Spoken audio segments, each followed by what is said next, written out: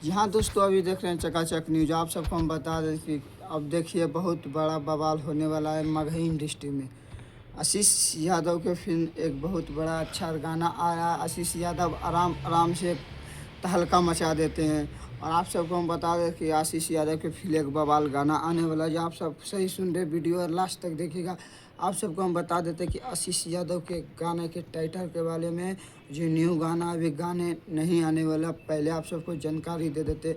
ये गाने के टाइटल है मज़ा लूटने वाला।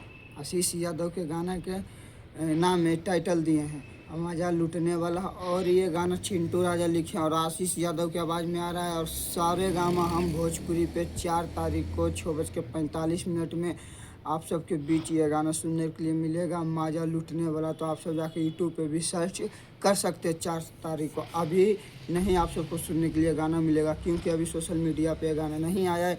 ये गाना का भी शूट चल रहा है काफ़ी अच्छा से। तो आप सबको हम बता दें कि आशीष यादव के बारे में आप सब क्या सोचते हैं।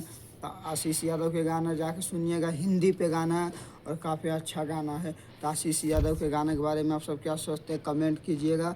और रोशन रोही के बारे में क्या सोचते हैं, आप सभी कमेंट कीजिए।